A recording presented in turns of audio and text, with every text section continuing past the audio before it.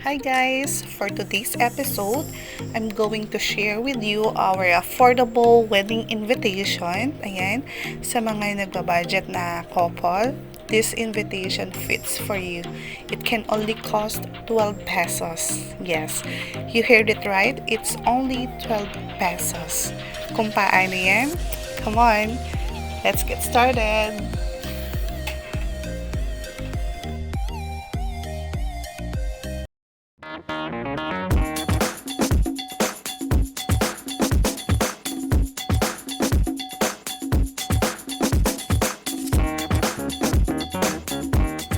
Hi! So, ito yung nakikita nyo ngayon. Ito yun na yung aking finished layout. Ayan. Tatlong pages lang siya or 3 inserts. Yung main page, which is the details of the wedding. Then, the second page, yun yung principal sponsors. Then, the third page is the entourage or the secondary sponsor. Ayan. So, piniprint ko na siya. And as you can see, 3 inserts lang siya. Ayan. So, after ko nang ma-print lahat to, then, ready to cut na siya into individual. And ito na guys yung ating printed layout. Then, ito yung cutter ko. Meron ako nitong small one, pero for this time, itong big size na lang muna namin na cutter ang gagamitin ko since yung sukat ng papel na pinagprintan ko is mahaba. So, fit siya dito sa malaking cutter namin. Then, gagamitin ko din naman yung maliit na cutter para sa mga maliliit na detailed na lang ng pagkat namin ng papel. So, sa pagli-layout pala ng invitation ninyo, lagyan nyo siya ng pinaka-borders or mga line para pag ikakat nyo na siya sa cutter, ipi-place nyo na lang yung mga lines kung saan nyo siya pwedeng ikat. So, katulad na to, may mga lines na akong nilagay dyan para once na ikakat na namin siya, madali na lang. Kahit dito na sa center, yan, may mga lines na akong nilagay dito, then, madali na lang siyang ikat.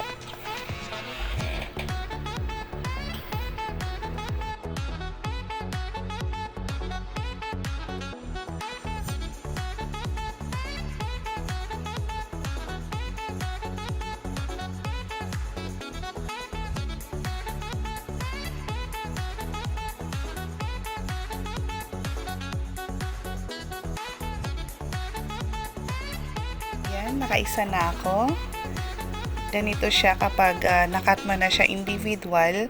Ganito yung magiging kinalabasan niya. Ayan. Ayan. Ito yung principal sponsor na page.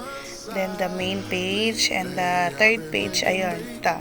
Yung secondary sponsor yung third page. Ito guys, gamit ko na yung maliit namin na cutter. Bali, sa part naman ito, yung side ng invitation, natanggal na namin lahat siya. Talagang siya, pagkakat na lang siya individual. Ayan. Mas okay kasi gamitin yung maliit na cutter para sa ganitong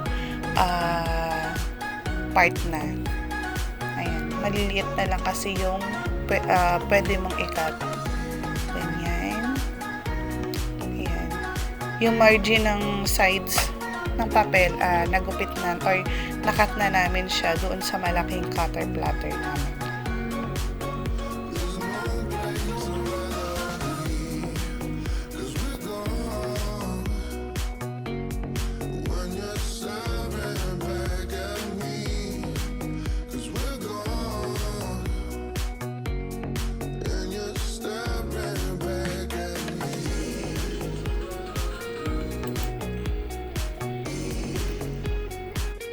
Then, share ko pala sa inyo guys na yung ginamit ko sa pag-print ng ating wedding invitation, itong mga inserts na to, yung kapal niya or yung GSM na tinatawag, ang ginamit ko ay 220 GSM na specialty paper. Mabibili nyo rin ito sa National Bookstore. Ayan. Pwedeng glittery or pwede naman kahit matte lang na papel. Or pag papel kasi 80 to 90 GSM. Manipis siya. So kapag 120 and above, board na yung tawag. So, ang ginamit ko dito is 220 GSM board. Ayan. Pwede din, mabibili nyo din siya sa Shopee. Yan. Lahat talaga, mabibili na natin sa Shopee. Lahat ng mga kakailangan na natin sa pagka-craft. Yan. Isa-search nyo lang siya sa Shopee. Pwede din naman kayong gumamit ng 250 GSM basta yung printer ninyo ay kaya niyang kainin yung ganun kakapal na board. Yung iba kasi katulad ng sa printer ko, 220 lang yung hindi ako nahihirapan kasi kapag 250 masyado siyang matrabaho kasi kailangan mo siyang i-push doon sa printer para kainin niya, which is individual talaga yung pagpupush mo.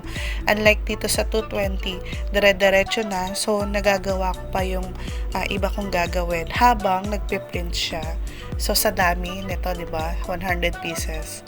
So talagang mas okay kami sa 220 GSM. Makapal na din 'yon. Makapal naman yung mga board na ginagawa namin. Kaya nasa-satisfy yung aming mga kliyente.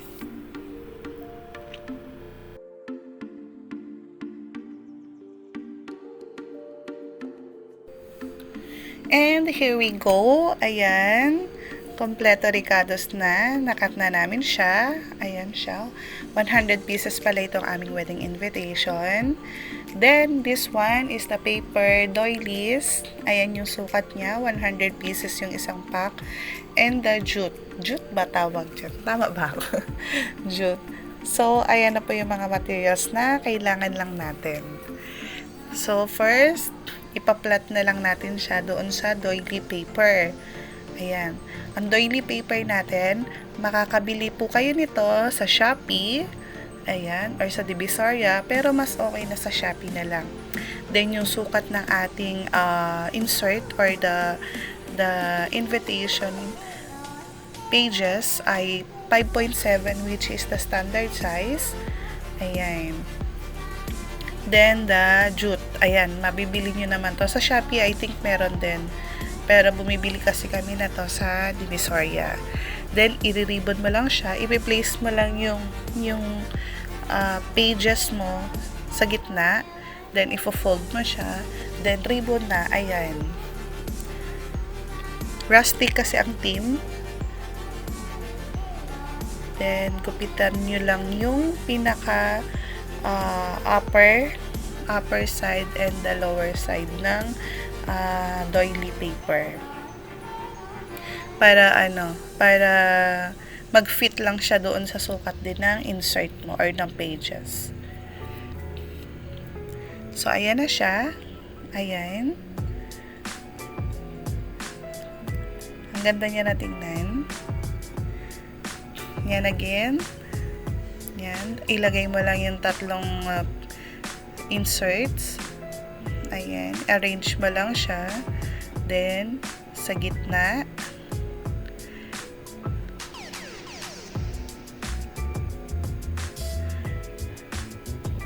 Then, fold na. Then, after mo ma-fold, lagay mo na yung panali. Ayan. Itong jute kasi, jute, tama ba ako? Jute. So, itong jute kasi, pang rustic talaga siya. Pwede naman ipalit nyo dito sa i-ribbon nyo. Any color na motif ninyo. No? Kung ano yung magiging theme ng wedding ninyo. Pwede siya. So, eto, yes, mas makakamura kayo dito sa invitation na to. At ito yung pinaka-affordable wedding invitation namin, no? Dito kasi sa wedding na to, gusto pang lagyan ng couple ng envelope, which is okay din. Pero yung iba, mas gusto nilang nakaganito na lang. Kasi syempre, nagbabudget. So, ayan. super affordable lang yan. Tapos, syempre, yung pagli-layout, magpa-layout na lang kayo sa mga friend ninyo na marunong mag Photoshop, mag Adobe. Ayan. Yan, guntingin nyo lang to guys. Yan o.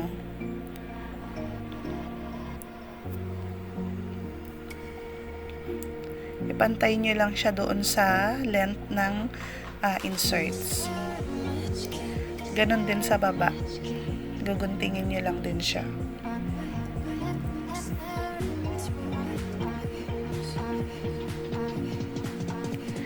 So, ayan.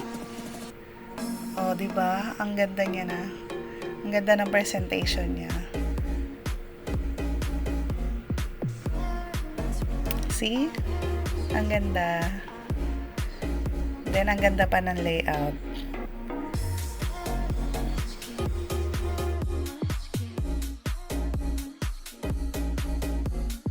At syempre, lagi kong kasama ang aking husband sa lahat ng aking ginagawa, no?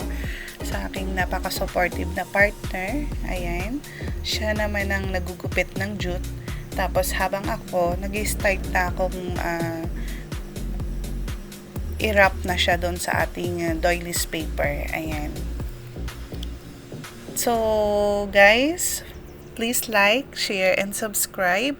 And hit the notification bell para updated kayo sa mga video tutorial namin. Which is para sa inyo din talaga to. Kaya namin naisipang gumawa ng vlog.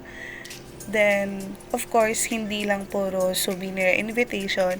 Meron din kaming mga kulit moments ng partner ko. Ayan. So, please, subscribe po kayo sa channel namin. Thank you!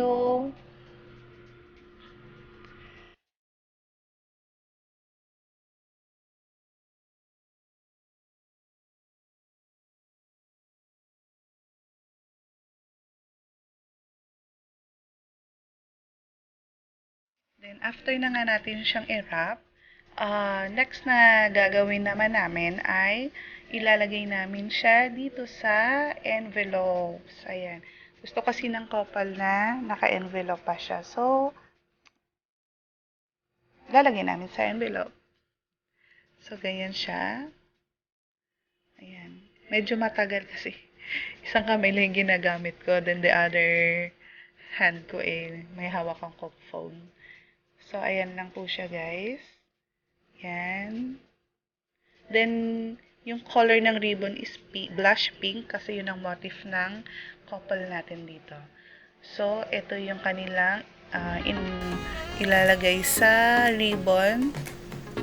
Yan yung initials ng couple. Yan. Si hubby na yung naglalagay ng ribbon doon sa ating envelope. Ayan. Blush pink. Iguglugan niya lang dyan. Tapos, ikakabit yung the other side ng ribbon para ilock na yung envelope natin. Then, lalagay uli ng glue gun. Then, ilalagay na yung ating initials ng couple. So, ayan. Okay na siya. Tapos na siya. Ganito na siya, guys. Diba? So, yung envelope, sa Shopee nyo din siya mabibili. Ayan. Basta kasya yung insert natin na 5x7 sukat ng insert.